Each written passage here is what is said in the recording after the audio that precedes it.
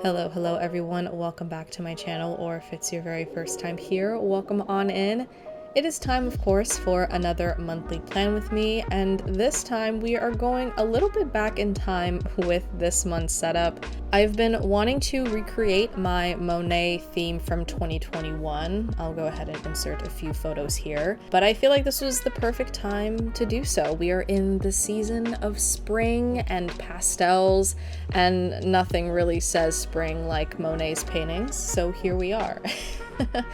Monet is my favorite painter of all time, which might be a little bit surprising because his vibe and my vibe don't really intersect anywhere, but I have just always been such a fan of how he paints and the very dreamlike, the very romantic way that he interprets nature and the things around him is just so beautiful to me. I feel like I can get lost in his paintings, or really the Impressionist era in general is just probably one of my favorite, if not my favorite era of painting. So I am just really excited to be doing another artist-inspired setup for my bullet journal.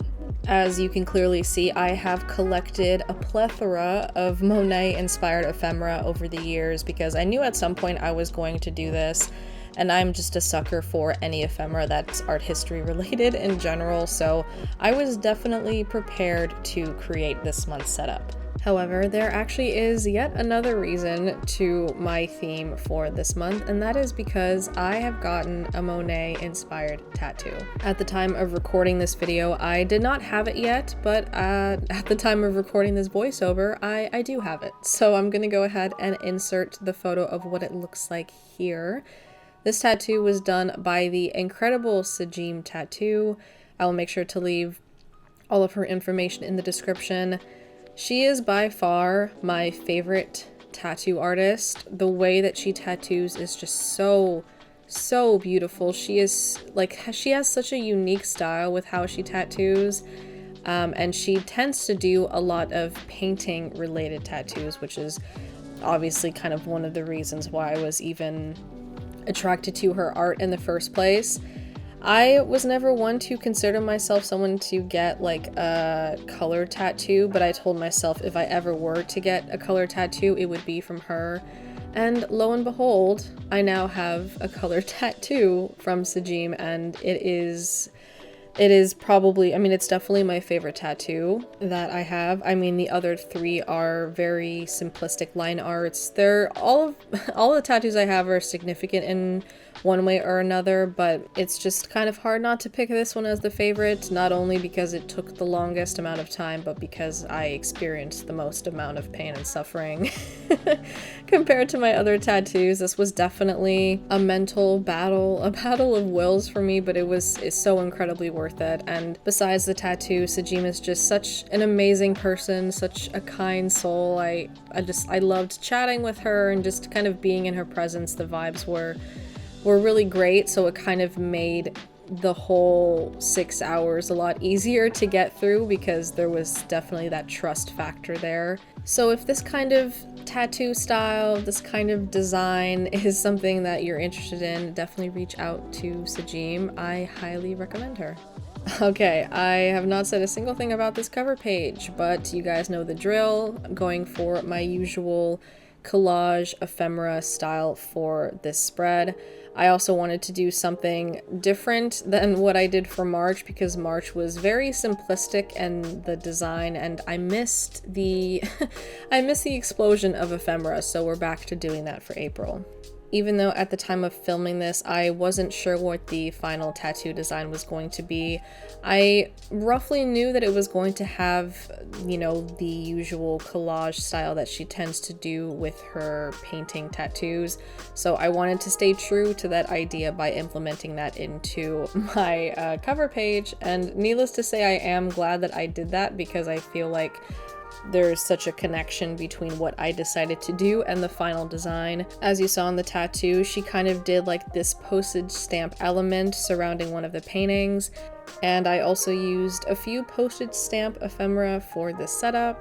The tattoo also has a lot of green going on, and very similar with this spread, I decided to focus on the greens in Monet's paintings versus in my other setup that I did in 2021, there's a lot more focus on like the purples, blues, and pinks.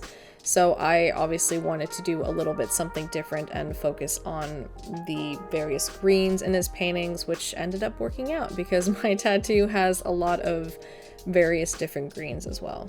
And I have said this time and time again, I definitely sound like a broken record at this point, but it has been such a blast using this black page bullet journal from Scribbles That Matter. I used it all last year for my 2024 journal, and I'm using it once again for another year. I feel like it has forced me to kind of think a little bit more outside the box when it comes to the kinds of themes that I want to do every month, but it also gives me a chance to recreate an old theme to see how it would look against black paper. Switching to a black page bullet journal for 2024 really got me out of a creative journaling slump that I was in. So I definitely recommend switching up the color of the paper in case you are ever in one of those unsure moments with journaling. But if you don't want to hardcore commit to a totally different journal, maybe just grab some construction paper or some loose colored paper that you have lying around and just paste it in and see how you like it. And that could be a nice way to kind of test the waters without actually having to buy a completely different journal. Right now, I'm just finishing up the final details for the cover page by, of course, adding in another painting, which this is another callback to the tattoo, a foreshadowing, I guess. The final painting I decided to add to the cover page is Woman with a Parasol, and I do now have a woman with a parasol tattooed on me. So it's just so cool. I do know that this painting is one of his more popular ones, so it's not entirely surprising that this is one of the paintings that she chose to tattoo on me, but still, you know, he has hundreds of paintings, so I'm just glad that I even got one of them correct. If you know me, then you know that I can't resist adding a bit of gold detailing to some of my spreads, so I'm just using my Uniball Signo pen in gold to add in some extra gold detailing, a few stars here and there, just to break up some of the pastels a little bit.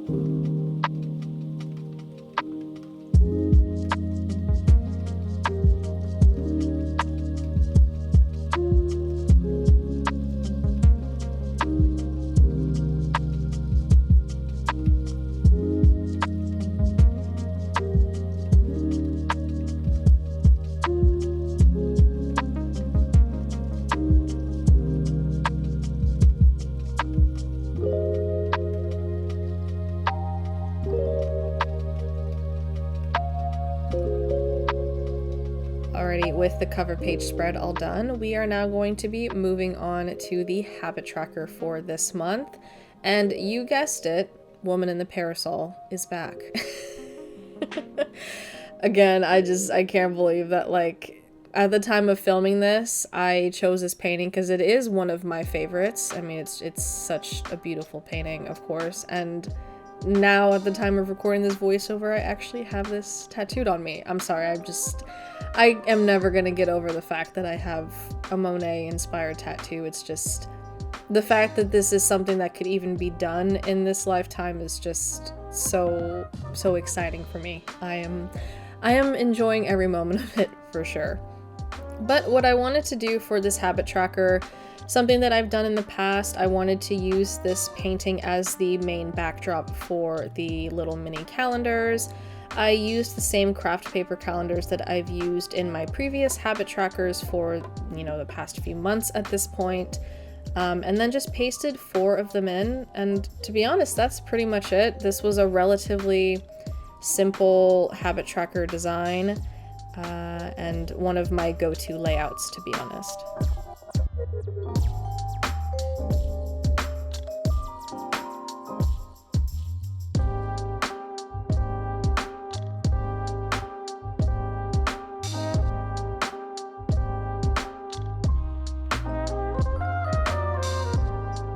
To number all of the calendars, I'm using my Sakura Jelly Roll pens in probably my favorite pastels that I own. These are the same pens that I used for my May Galaxy theme last year. They're just essentially my go-tos whenever I want to use pastels, which is not really very often at all, so I'm glad I got to use it once again. While I'm numbering in these calendars, I would love to know what your favorite Monet painting is, or, I mean, it doesn't have to be Monet, if you just have a favorite artist, a favorite painter in general, or, you know, what your favorite painting of theirs is. I love having any art history related chats, so feel free to let me know.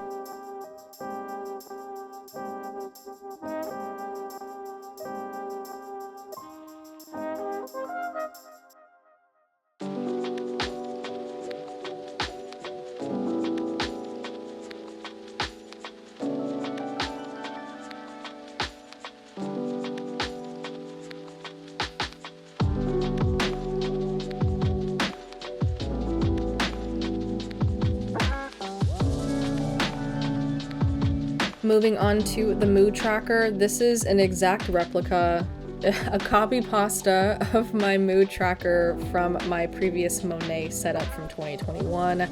I knew 100% that I was going to redraw this again. It is one of my favorite layouts ever for my mood tracker. I just think the paint splotches are so much fun to fill in, especially against this black paper. I've said it time and time again, but just having this as a background, as a canvas, it just really makes pastels pop especially, and I cannot wait to see this all filled in because I loved seeing the other version of this filled in, and I'm sure this is going to be no different.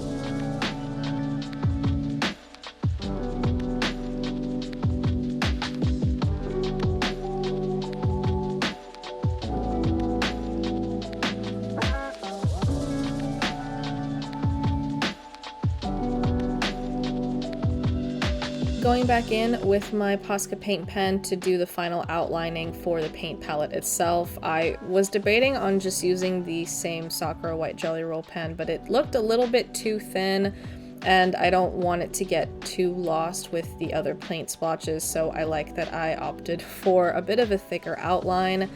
I did have to unfortunately go back and add 2 paint splotches because I can't count apparently, and I had drawn 28 instead of 30 that I needed for April, so I'm not going to show that process because it was a little bit it was a little bit painful because it looks so good and spaced out, and I kind of had to cut some of them short. But you know, again, that is the amazing part about black paper, is that you could just use a black pen and cover it up and it's as if nothing happened.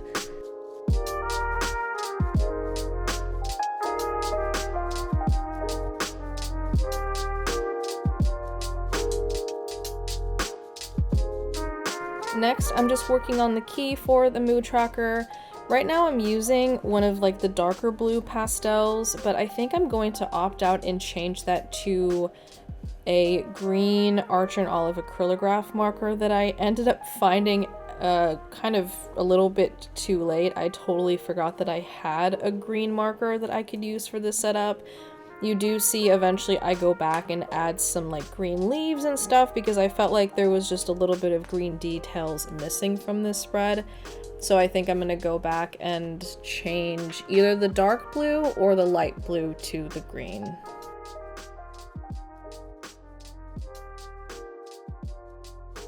Finished off this page by adding, of course, some more gold stars, pastel stars, and white stars, and this one is all done. We are going to be moving on to the final spread for this monthly setup, and I decided to do a 2-page favorites spread this time around. I wanted to have a space both dedicated to whatever favorites I have for the month, but then also a section dedicated to my tattoo, so I can include pictures, kind of write down my thoughts on how the whole situation went. So this can really be a time capsule of that experience for me, and obviously this tattoo was, besides Monet himself, this is one of the major inspirations for this monthly setup in general, so I had to give it its due and give it a space within my favorites spread.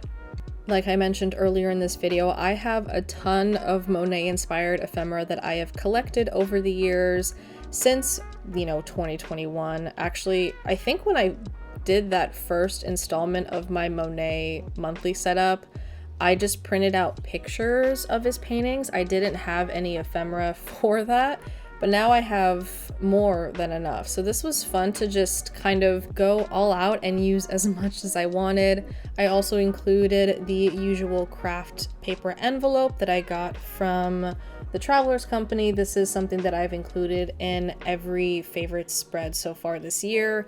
This is just a place where I can include any ephemera bits that I get throughout the month, whether that's receipts, or stickers, just any loose paper items that I want to keep go in this little envelope. For those of you who have been followers of my channel for a while, who have watched my videos for the past year or so, you would have seen that my February monthly setup from last year was Van Gogh inspired. This time around, we're doing Monet for April, and this is something that I really want to continue on for however many years that I decide to post my setups on YouTube. I want to try to do a painter-inspired or artist-inspired setup every single year. I don't know what I want to do for next year. Maybe I'll do Degas. He is another one of my favorite artists.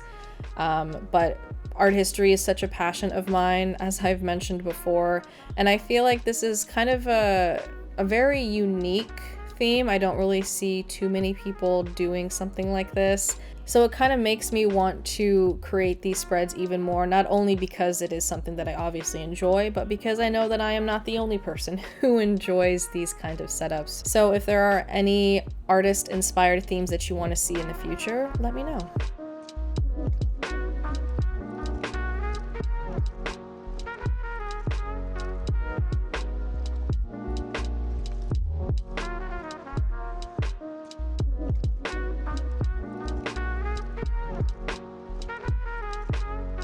Alrighty friends, here is the final flip through of my April setup inspired by the amazing Claude Monet and my new tattoo. I hope you enjoyed the return, of course, to my favorite collage style of journaling. It is always such a blast to journal in this way.